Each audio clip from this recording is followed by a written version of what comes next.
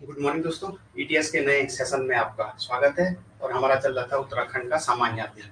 तो उत्तराखंड के सामान्य अध्ययन में हमने काफी कुछ पढ़ लिया था और हमारा चंद वंश पढ़ा, पंवार वंश पढ़ा, फिर गोरखा प्रशासन पढ़ा और लास्ट जो पिछली क्लास हुई थी हमारी उसमें गोरखा और जो हमारे इंग्लैंड ब्रिटिश का जो वॉर हुआ था वो हमने पढ़ लिया था। तो गोरखा और जो ब्रिटिशों के बीच वॉर हुआ था हमने देखा था। जो लास्ट में प्रद्युम्न साहब था 14 मई 1804 को जब वो खुरबुड़ा के युद्ध में मारा गया, तो उसके बाद जो सुदर्शन शाह था वो हरिद्वार वाले एरिया में चला गया था। तो उसके बाद हमने देखा कि जो लॉर्ड हेस्टिंग्स थे उन्होंने किस प्रकार से कुमाऊं और गढ़वाल से गोरखों को भगाने में मदद की, सेना की कुछ डिवीजन बनाए। वो डिवीजनों के बारे में हमने पढ़ा था। जैसे हमने एक पढ़ा था लुधियाना डिवीजन और एक हमने पढ़ा था मेरठ डिवीजन। तो मेरठ डिवीजन और लुधियाना डिवीजन से हमने देखा कि मेरठ से जो थे ड्रोलो जनरल गिलेप्सी थे। तो इन्होंने क्या किया कि जो देहरादून वाला जो खलंगा वाला एरिया था उससे इन्होंने क्या किया, बलभद्र थापा को यहाँ से हराया। और उसके बाद जो हमने देखा कि जो लुधियाना डिवीजन से थे वो मेजर जनरल ओक्टालोनी थे। उन्होंने जो हिमाचल वाला सिरमौर वाला एरिया है वहां से अटैक, हिमाचल प्रदेश वाले एरिया से अटैक करना चालू किया। और देहरादून और गढ़वाल कुमाऊं वो सब जगह जीतने के बाद लास्ट में सुगोली की संधि हुई। तो पिछली क्लास में हमने जो पढ़ा था थोड़ा रिवीजन करते हैं। और एक मलावगढ़ की संधि रह गई थी जो हमने अमर सिंह थापा के बीच हुई थी, तो वो हम देखते हैं लास्ट में। अब चलो स्टार्टिंग से हम शुरू करते हैं कि हमने क्या क्या पढ़ा। तो हमने पढ़ा, जैसे हमने स्टार्टिंग से हमने पूरा मैप के हिसाब से देख लेते हैं। तो ये चीजें हमने देखी थी। ये हो गया हमारा गढ़वाल और ये हो गया हमारा कुमाऊं। तो ये चीजें हमने देखी कि हमने देखा देहरादून से मोहंड पास और तिमली पास दर्रे से क्या हुआ, मोहंड पास व तिमली पास, जो ये दर्रे थे मोहंड पास व तिमली पास दर्रे से हमने देखा क्या हुआ कि जो रोलो जनरल गिलेप्सी थे, जो गिलेप्सी जी थे उन्होंने क्या किया, यहाँ से एंट्री ली। और देहरादून में हमने जो देहरादून में जो खलंगा वाला एरिया है, खलंगा और नाला पानी वाला एरिया जो हमने देखा, वहां पे कौन थे, बलभद्र थापा थे। तो खलंगा जो एरिया था वहां पे कौन थे, बलभद्र थापा, बलभद्र थापा। तो कुछ डेटें आती हैं वो हमने देखा था कि 31 अक्टूबर 1814 इस दिन क्या हुआ कि मेजर जो जनरल रोलो गिलेप्सी थे ये मारे गए। पहला अटेम्प्ट जो इन्होंने किया था किसके लिए किया था, बलभद्र थापा के विरुद्ध जो खलंगा का जो अभियान था, खलंगा अभियान किया था। खलंगा अभियान किसने किया था, मेजर जनरल रोलो गिलेप्सी ने। तो 31 अक्टूबर की जो डेट आती है उस दिन क्या हुआ, 31 अक्टूबर 2014 को क्या हुआ, मेजर जनरल रोलो गिलेप्सी मारे गए। फिर उसके बाद बोला जाता है कि लॉर्ड हेस्टिंग ने यहाँ बमबारी की और बोला जाता है ये टॉप पे था, तो यहाँ पानी की कटौती की और उस वजह से फाइनली 30 नवंबर 1814, तो जो दूसरी डेट आती है वो आती है हमारी 30 नवंबर 1814। तो 30 नवंबर जो 1814 की डेट आती है उस समय फाइनली क्या हुआ कि जो खलंगा वाला एरिया था वो अंग्रेजों ने जीत लिया। तो अगर कब बोला जाएगा कब जीता खलंगा वाला एरिया, तो 30 नवंबर 1814, 30 नवंबर 1814। तो 30 नवंबर 1814 को क्या हुआ कि जो देहरादून वाला खलंगा नाला पानी वाला जो एरिया था उसमें क्या हुआ कि अंग्रेजों का अधिकार हो गया। तो गढ़वाल वाला एरिया आ गया, ये वाला एरिया तो क्या हुआ, ये वाला एरिया अंग्रेजों ने जीत लिया। अब चलते हैं कुमाऊं की साइड। तो कुमाऊं में जो मेन जो गढ़ था उनका, चंदों का हो गया, जो गोरखों का हो गया, जो मेन गढ़ था वो था मल्ला महल। मल्ला महल, और मल्ला महल कहाँ है हमें पता है, अल्मोड़ा में। तो मेन जो गढ़ था मल्ला महल अल्मोड़ा के लिए चढ़ाई की। वो हमने देखा कि दो ब्रिंड जो जो दो थे, दो टुकड़ियां बनाए, उन दोनों को भेजा। फिर लास्ट में हमने देखा किस तरीके से उन्होंने 23 अप्रैल 1815 को, 23 अप्रैल 1815, 23 अप्रैल 1815 को क्या होता है, हस्ती दल चौतरिया मारा जाता है। ये डेट भी पूछी जाती है, गणनाथ डांडा का युद्ध 23 अप्रैल 1815। तो इस दिन क्या हुआ कि हस्ती दल चौतरिया जो थे 23 अप्रैल, ये डेटें याद रखनी पड़ेगी, 23 अप्रैल 1815। तो 23 अप्रैल 1815 को क्या हुआ कि हस्ती दल चौतरिया भाई साहब जो थे, जो सेनापति थे, ये मारे गए। और इसी के साथ क्या हुआ कि जो अल्मोड़ा पे क्या हुआ, अल्मोड़ा पे अधिकार हो गया। तो अल्मोड़ा कब जीता अगर बोला जाएगा तो 23 अप्रैल 1815 को हस्तीदल चौतरिया जिस दिन मारे जाते हैं, उसी 23 अप्रैल 1814 इस डेट के दिन क्या हुआ कि इस दिन हस्तीदल चौतरिया मारे जाते हैं और कुमाऊं का जो मल्ला महल वाला एरिया है उस पे अंग्रेजों का अधिकार हो जाता है। और इसका नाम वो क्या रख देते हैं, फोर्ट मोइरा रख देते हैं। उसके बाद फोर्ट मोइरा, और फोर्ट मोइरा बोला जाता है कि जो लॉर्ड हेस्टिंग थे उनका एक उपनाम क्या था, फोर्ट मोइरा था। ये हमने पिछली क्लास में पढ़ दिया था। फाइनली संधि हुई, गढ़वाल और कुमाऊं को छोड़ के इनको जाना पड़ा। अब हमने पढ़ा था अमर सिंह थापा के बारे में। हमने बोला था 1804 से 1815 तक जो अमर सिंह थापा थे उन्हें सतलज से काली नदी के बीच का सर्वोच्च न्यायाधीश घोषित कर लिया गया था। ये हमने पिछली क्लास में पढ़ा था। तो अब वो वाला एरिया भी देखना पड़ेगा। तो 15 मई 1815 एक डेट आती है, ये हम देखते हैं अगले पेज में देखते हैं। 15 मई अमर सिंह थापा भी थोड़ा इंपॉर्टेंट है, अमर सिंह थापा। तो अमर सिंह थापा वाला जो था ये 15 मई 1815, 15 मई 1815 को मलावगढ़ की संधि होती है, मलावगढ़ की संधि।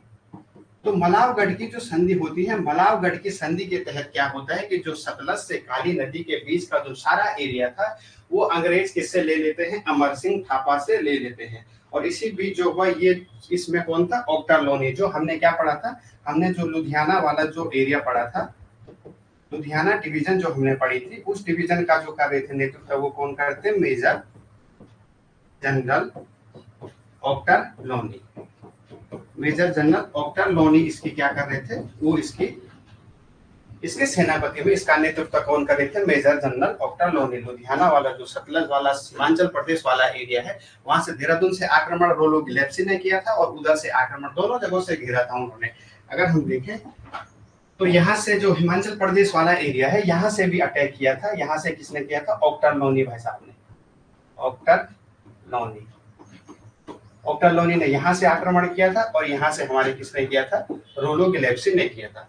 तो यहाँ से यहाँ पहुंच गए, फिर यहाँ संधि हुई, फिर 23 अप्रैल 1815 हमने देखा हस्तीदल चौतरिया मारा गया।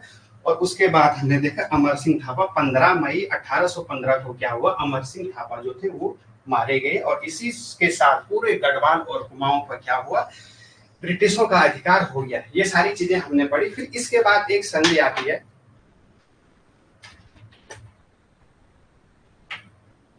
2 दिसंबर 1815। जब सब चीज हो गया, अब संधि के तहत कुछ कागज जो है उनमें साइन करने पड़ेंगे। ऐसे ही जीत लिया तो ऐसे ही अधिकार मिलेगा नहीं, एरिया मिलेगा नहीं।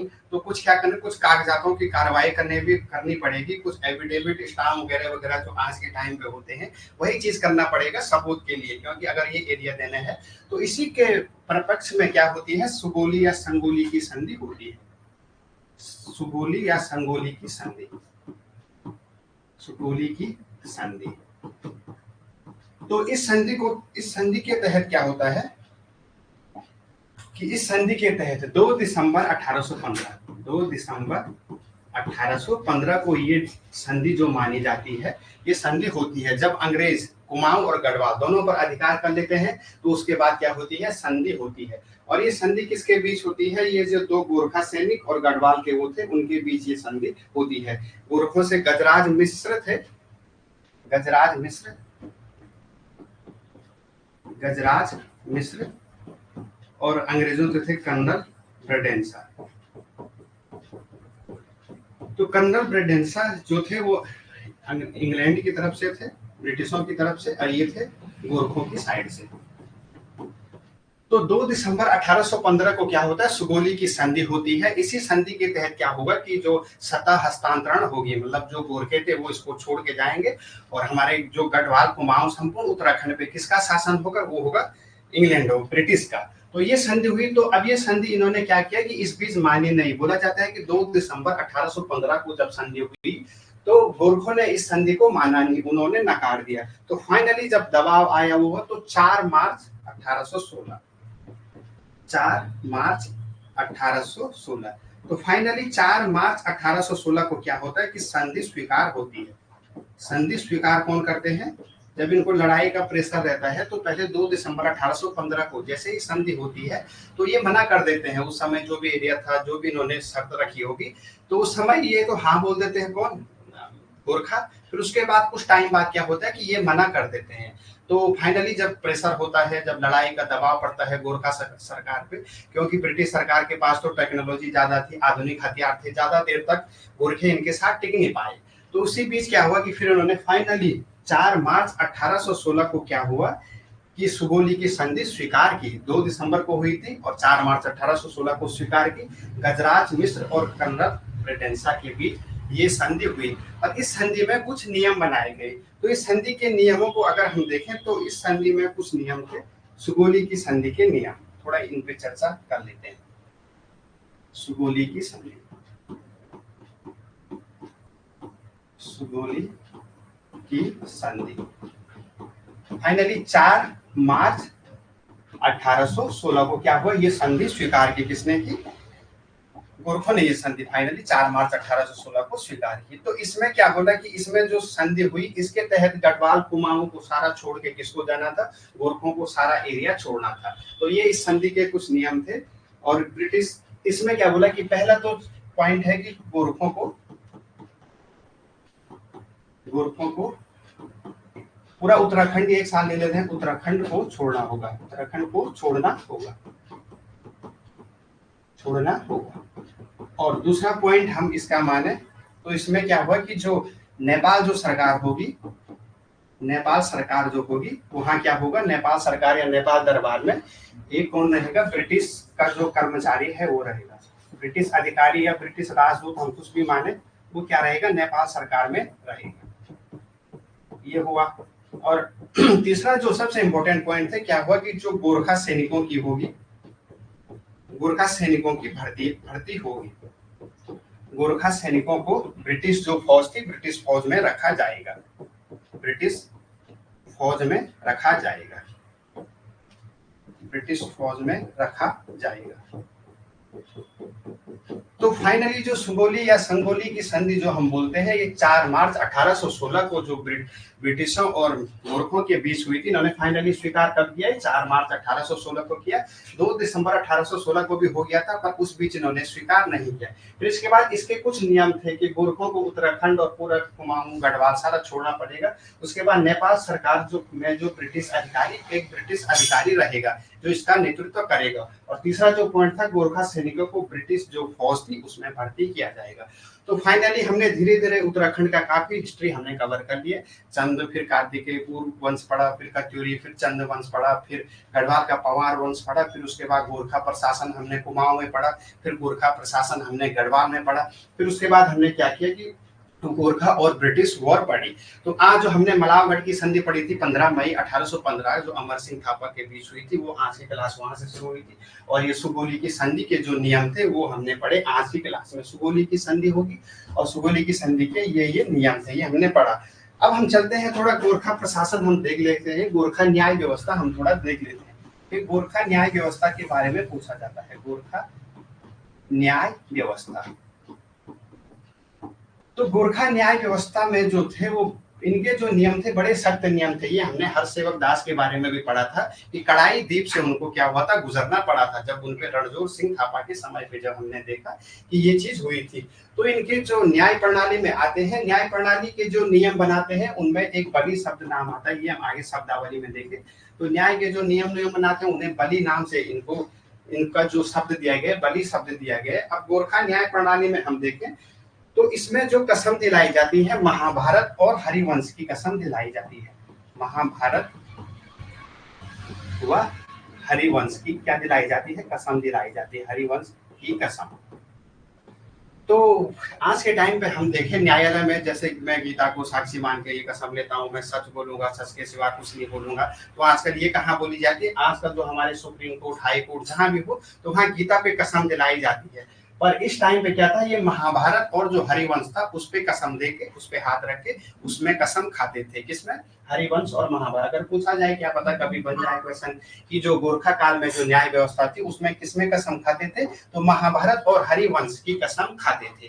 तो ये था। अब इसके बाद इनकी न्याय प्रणाली में हमने क्या पढ़ा है? हमने पढ़ा है गोलादीप, कड़ाई द्वीप,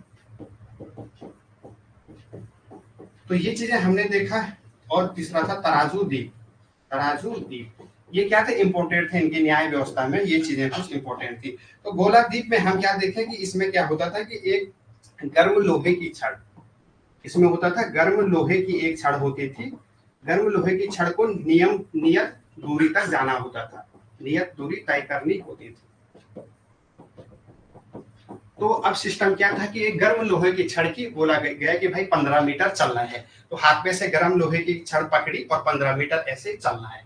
जैसे उन्होंने सिंपल से कोई एरिया, कोई मीटर में कोई दूरी तय कर दी है कि 15 मीटर चलना, 20 मीटर चलना, 25 मीटर, और वहां तक जो उस गर्म लोहे की छड़ को हाथ में रखकर चल पाया तो इसका मतलब वो निर्दोष है। अगर नहीं चल पाया तो वो क्या है, दोषी है। अगर चल गया तो निर्दोष और न चल पाया तो दोषी। ये किसमें था, गोलाद्वीप में था। और कढ़ाई द्वीप में क्या था कि गर्म तेल की कढ़ाई में हाथ डालना था, गर्म तेल की कढ़ाई में इसमें क्या करना था, हाथ डालना था।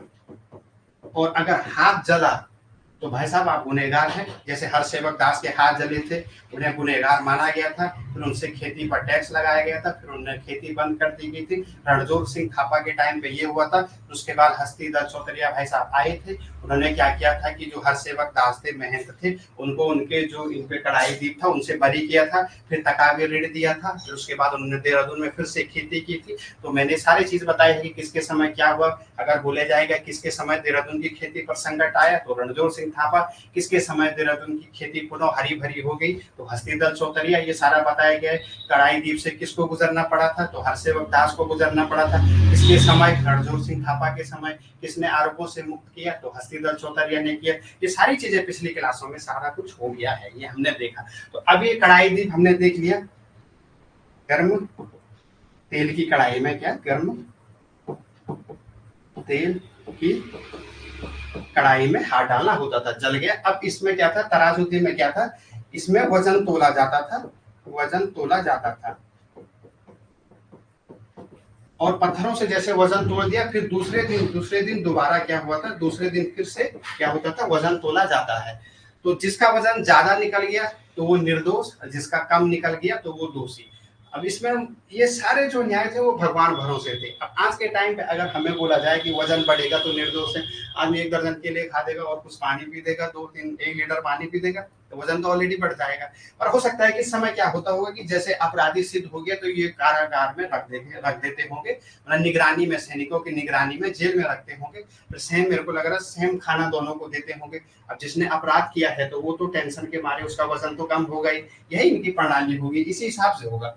अब जिसका वजन टेंशन के मारे कम हो गया तो वो फिर दोषी माना गया। जिसका वजन बढ़ गया, आज जैसे किसी के 50-50 किलो है तो 50 किलो और 200 ग्राम जिसका ऊपर हो गया तो इसका मतलब वो निर्दोष, जिसका कम हो गया तो वो उसका मतलब दोषी। तो ये चीजें इनकी जो न्याय व्यवस्था। फिर उसके बाद और था बोकाटी द्वीप था और भी थे, पर इंपॉर्टेंट जो थे वो यही माने जाते हैं। तो गोरखा प्रशासन में हमने न्याय व्यवस्था पढ़ी। तो न्यायों में इनके जो न्यायाधीश होते हैं, न्यायाधीश को विचारी बोला जाता था। जो न्यायाधीश होते थे, जो न्याय करते थे, उसको क्या बोला जाता था, विचारी। तो न्यायाधीश के लिए जो शब्द मिलता है वो मिलता है विचारी नाम का शब्द मिलता है, इसमें गोरखों में। अब इसके बाद गोरखों के कुछ टैक्स हैं इंपॉर्टेंट, उन टैक्सों को हम थोड़ा देख लेते हैं।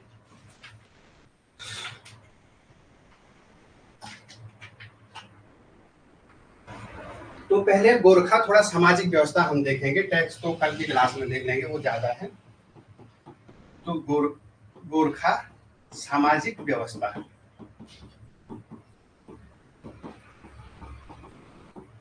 तो गोरखा सामाजिक व्यवस्था में कुछ खास हमें देखने को मिलता है नहीं। नॉर्मली जो चीजें हम देखी थी, इनकी अगर राजभाषा जो बोली जाती है तो इनकी राजभाषा क्या थी, गोरख्याली थी। राजभाषा जो थी वो क्या थी, गोरख्याली। तो राजभाषा में अगर इनका राजभाषा पूछा जाए तो राजभाषा थी इनकी क्या थी, गोरख्याली थी। और साहित्य जो इनका लिखा जाता है, साहित्य तो वो था नेवारी भाषा में। साहित्य जो लिखा जाता है वो किसमें लिखा जाता था, वो इनका नेवारी भाषा में लिखा जाता था। साहित्य की अगर चर्चा करें तो वो नेवारी भाषा में। और जो राजभाषा इनकी क्या थी, गोरखों की राजभाषा थी गोरख्याली। तो गोरखा काल में जो भी हमने पढ़ा वो सारा कुछ इंपॉर्टेंट है। और अभी इनका जो प्रिय त्योहार आता है वो दशहरा बोला जाता है, दसाई या दशहरा, प्रिय त्योहार। तो प्रिय त्योहार जो इनका होता है वो दसाई या दशहरा होता है। और एक बालेश्वर का चंपावत का मंदिर आता है, बालेश्वर चंपावत का मंदिर। तो बालेश्वर जो चंपावत जो मंदिर है, जो हमने पढ़ा था उद्यान चंद ने बनाया, फिर विक्रम चंद ने इसका पुनरुद्धार किया, तो वही जो बालेश्वर का जो चंपावत मंदिर आता है 1796 में इसका जीर्णोद्धार किया था। बालेश्वर मंदिर का 1796 में क्या किया था, जीर्णोद्धार किया था। तो वो किसने किया था, महावीर थापा ने, महावीर थापा। तो जो गोरखा की जो सामाजिक व्यवस्था है नॉर्मली, उसमें क्या है कि राजभाषा इनकी गोरखियाली थी और साहित्य जो लिखा जाता है इनका नेवारी भाषा में लिखा जाता था। और फिर यह त्योहार दशई या दशहरा था। और बालेश्वर जो चंपावत का जो मंदिर है, फेमस मंदिर, 1796 में इसका जीर्णोद्धार किसने किया, टूट फूट गया होगा तो किसने किया, महावीर थापा ने किया। तो गोरखा प्रशासन से हमने जो भी चीजें देखी वो ये थी। और बाकी थोड़ा गोरखा जो सैनिक थे थोड़ा उनके बारे में पढ़ लेते हैं। तो गोरखा सैनिकों के बारे हम देखें, वो हमने पहले भी चर्चा की थी, गोरखा सैनिक। तो गोरखा सैनिकों के बारे में हमने देखा कि एक ढांचा और जागचा इनके दो सैनिक थे, दो उसमें विभाजित थे। एक था ढांचा और दूसरे थे जागचा। तो ढांचा को इनको ढाकरिया बोला जाता था और इनको बोला जाता था जागरिया। तो ये थे क्या, ये कार्यरत सैनिक थे, कार्यरत सैनिक मतलब जो ऑन ड्यूटी है, जो मैंने बोला था। और ये थे सेवानिवृत्त सैनिक, सेवानिवृत्त सैनिक। तो सेवानिवृत्त जो सैनिक थे वो कौन थे, ढांचा। और जो प्रेजेंट टाइम पे ड्यूटी करते थे कार्यरत सैनिक, उन्हें जागरिया बोला जाता है। जैसे रिटायरमेंट, जैसे अग्निवीर वाले जो सैनिक थे उनके बारे में भी मैंने चर्चा बोली थी। तो गोरखा जो सैनिक थे वो इनमें क्या थे, इनमें विभाजित थे, ढांचा और जागरिया। और कुछ शब्दावली इनकी थोड़ा कुछ आती है। जैसे कठुआ, अगर कभी शब्द आ जाए कि कठुआ जो शब्द किसके लिए था, तो ये ब्राह्मण जो दास थे, ब्राह्मण दासों को क्या बोला जाता है, ब्राह्मण दासों को क्या, ब्राह्मणों के लिए जो शब्द प्रयुक्त किया जाता था वो क्या किया जाता था, वो कठुआ बोला जाता था। और जो शिल्पकार होते थे, शिल्पकारों को बोला जाता था कामी। कामी कामी शब्द जो किसके लिए था, वो था शिल्पकारों के लिए। तो शिल्पकारों को कामी से प्रयोग किया जाता है। और कल हम थोड़ा देखेंगे जो गोरखों के जो टैक्स थे वो हम कल की क्लास में देखेंगे। तो आज का जो थोड़ा हमने पढ़ा, थोड़ा सा रिवीजन कर लेते हैं, क्योंकि फिर ज्यादा हो जाएगा, याद करने में थोड़ा प्रॉब्लम हो जाएगी। तो स्टार्टिंग से हम अगर आज देखें तो हमने सबसे पहले क्या पढ़ा, हमने पढ़ा कि जो देहरादून वाला जो मेरठ डिवीजन से थे, वहां मोहन पास और तिमली पास से क्या किया, किसने, जो हमारे गिलेप्सी थे उन्होंने कब जीता, जो फाइनली डेट आती है हमारी 30 नवंबर 1815 को क्या हुआ, जो खलंगा वाला एरिया था, नाला पानी वाला एरिया, उस पे वो किसने जीता, अंग्रेजों ने जीता। तो कौन सी डेट को जीता, तो वो था 30 नवंबर 1815। फिर उसके बाद मोहन पास और तिमली पास से इंटर किया किसने किया, रोलो गिलेप्सी ने किया। फिर ओक्टरलोनी ने हमने देखा लुधियाना डिवीजन से किया। ये कब, 23 अप्रैल 1815 को, जब फाइनली हस्तीदर चौतरिया मारे जाते हैं। ये हमने सारी चीज देखी। फिर उसके बाद हमने देखा 23 अप्रैल को उन्होंने अल्मोड़ा वाला एरिया भी ले लिया था। फिर उसके बाद हमने देखा सुगोली की संधि, सुगोली या संगोली की संधि 2 दिसंबर 1815 को हुई थी, पर जो नेपाल सरकार ने मानी 4 मार्च 1816 को मानी। तो उसमें गोरखा सैनिकों को, गोरखा जो थे, गोरखों को उत्तराखंड पूरा छोड़ना पड़ेगा। फिर नेपाल सरकार में एक ब्रिटिश राजदूत या ब्रिटिश अधिकारी रहेगा और तीसरा गोरखों को ब्रिटिश सेना में भर्ती किया जाएगा। ये किसमें था, सुगोली की संधि में ये नियम थे। फिर उसके बाद हम अगर देखें आगे हम बढ़े तो आगे हम देखते हैं कि गोरखा, हमने न्याय व्यवस्था पढ़ी, महाभारत और हरिवंश की इसमें क्या कसम दिलाई जाती थी, जैसे आजकल गीता की कसम दिलाई जाती है। फिर गोलादीप, कड़ाईदीप और तराजू द्वीप ये क्या थे, ये इनके न्याय प्रणाली थी। तो गोलादीप में गर्म लोहे की छड़ को कुछ दूरी तक चलना होता था, अगर कोई चल गया तो निर्दोष, न चल पाया तो दोषी। फिर कढ़ाई द्वीप में गर्म तेल की कढ़ाई में हाथ डालना होता था। और तराजू द्वीप में क्या था, वजन तोला जाता था। फिर दूसरे दिन भी वैसा ही वजन तोला जाता था। अगर जिसका वजन ज्यादा निकल गया तो वो निर्दोष, जिसका कम निकल गया तो वो बेगुनाह। तो इसके बाद हमने गोरखा सामाजिक व्यवस्था हमने पढ़ी, राजभाषा गोरखियाली, साहित्य नेवारी भाषा में, फिर यह त्योहार दशई या दशहरा, और बालेश्वर का चंपावत का जो मंदिर था 1796 में उसका जीर्णोद्धार महावीर थापा जी ने किया।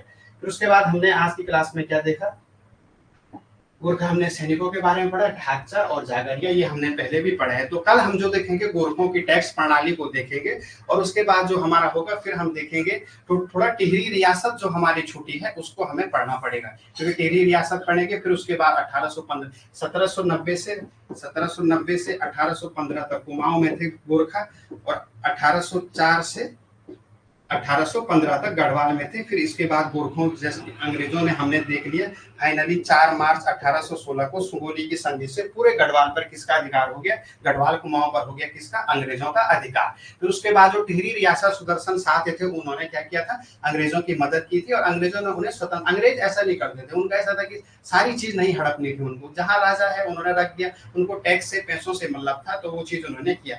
तो कल की क्लास में हम देखेंगे, थोड़ा इनके टैक्स देखेंगे, फिर हमें टिहरी रियासत पढ़नी है, फिर उसके बाद हम जो British east India company, British प्रशासन उत्तराखंड में पढ़ेंगे। तो आज की क्लास हम यही रखते हैं, बाकी हम कल कंटिन्यू करेंगे। तो जय हिंद, जय भारत।